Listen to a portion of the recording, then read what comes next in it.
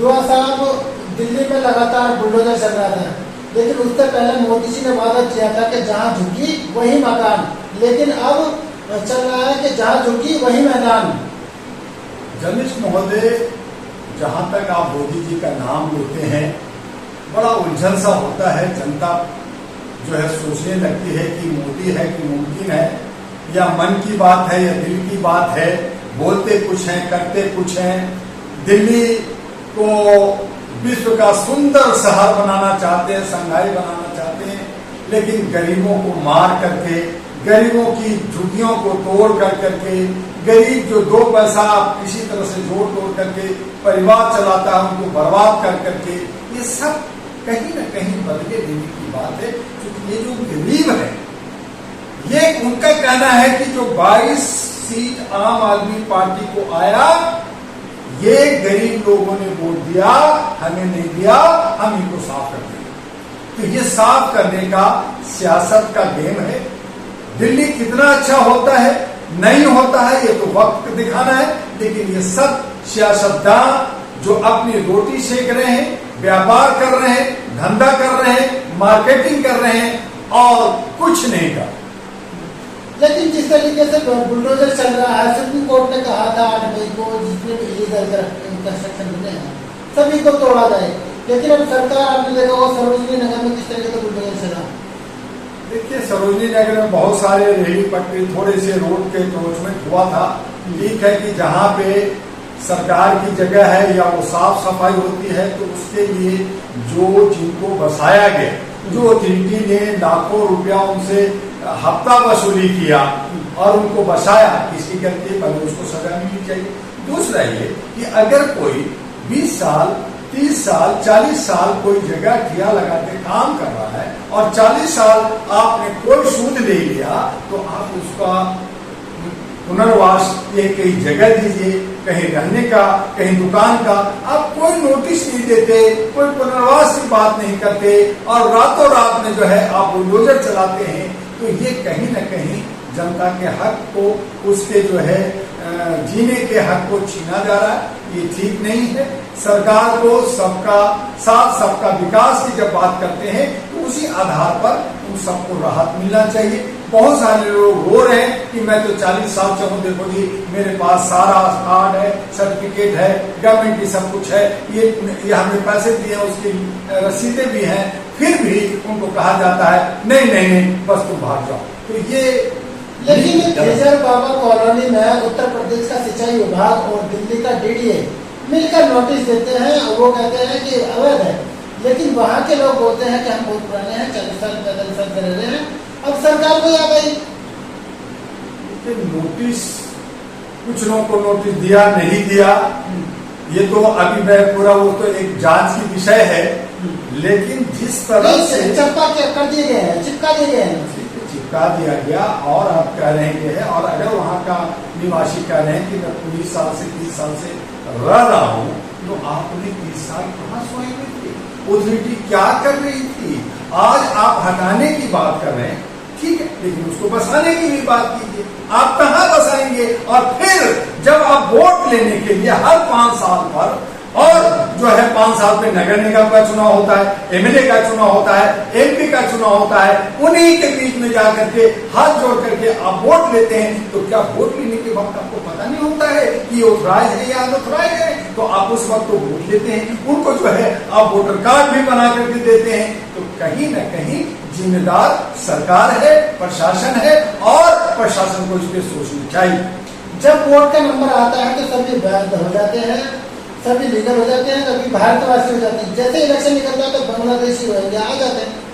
इसीलिए मैंने कहा कि जब सियासत इतनी खतरनाक, ये लोग व्यापार कर रहे हैं, ये मार्केटिंग कर रहे हैं, कि ये खुद जब चुनाव होता है तो ये नक्सलाइट भी बनाते हैं, ये बदमाश भी बनाते हैं, ये दुकान भी सजाते हैं, ये बदमाशों को पैसा भी देते हैं, मुर्गा और पैसा भी देते हैं। जब इलेक्शन हो जाता है, जब ये देखते हैं कि मुझे 5 साल को लूटना है, तो इनको बर्बाद करो, इनको परेशान करो, और इनसे फिर पैसा लो, कहीं बसाने के नाम पे, कहीं पे उनको चलाने के नाम पे, और अगर किसी ने खूब पैसा खिला दिया तो उनको साइड से छोड़ भी देते हैं। तो ये सब धंधेबाज हो रहा है। देश हित में समाज हित में काम नहीं हो रहा है, लेकिन उसके बावजूद हम चाहेंगे कि दिल्ली की अगर सौंदर्यीकरण करनी है तो आप ईमानदारी से आप काम कीजिए, बिना किसी को तकलीफ दी। आपको लगता है क्या मुस्लिम समुदाय को खासतौर से टारगेट किया जा रहा है बुलडोजर के जरिए से?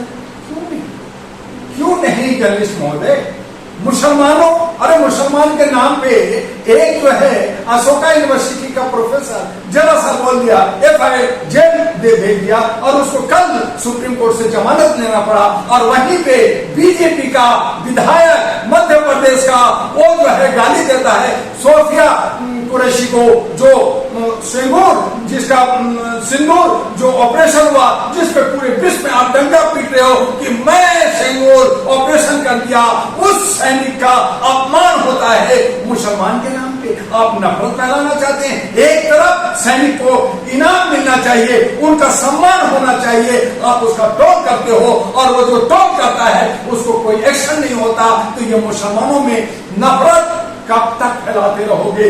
जब हमारा ये आतंकवादी खत्म करने की बात आया, देश और पाकिस्तान से लड़ने की बात आया, तो भारत का एक नागरिक, चाहे वो हिंदू हो या मुसलमान, सिख हो या ईसाई, सब एक हो गए और सब ने एक ही सुर से कहा मारो और पाकिस्तान को खत्म कर दो। लेकिन जैसे ही मामला शांत हुआ, सीज फायर हुआ, फिर हिंदू मुस्लिम, फिर नफरत। तो ये सब सियासतदान रोटी सेकने का काम कर रहे हैं और ये देश को तोड़ने की कोशिश। मतलब आप ये कह रहे हैं बुलडोजर केवल मुसलमानों पे चला जाएगा? ज्यादा कुछ एका दुक्का किसी पे अगर चला भी है तो वो बहुत सारे जो सरकार के खिलाफ है, ये सरकार की चढ़ावा नहीं चढ़ाया है, तो उस पर शायद हुआ हो। लेकिन मैक्सिमम जो आज देखा गया है उत्तर प्रदेश में, मध्य प्रदेश में, कर्नाटका में, महाराष्ट्र में, दिल्ली में, वो सब के सब मुसलमानों पे चलाया गया। दिल्ली के अंदर बुलडोजर तो पहले शुरू कहां से किया गया? पोखरा से किया गया, संगम बिहार से किया गया और जो है जहांगीरपुरी से किया। तो मुसलमान इलाका में सबसे पहले अटैक किया गया। बाकी जो जब खून पिसता है जौ के साथ तो खून भी पी जाता है। तो 2-4 बहुत टाइम से बुलडोजर चल रहा है, वहां से चल रहा है।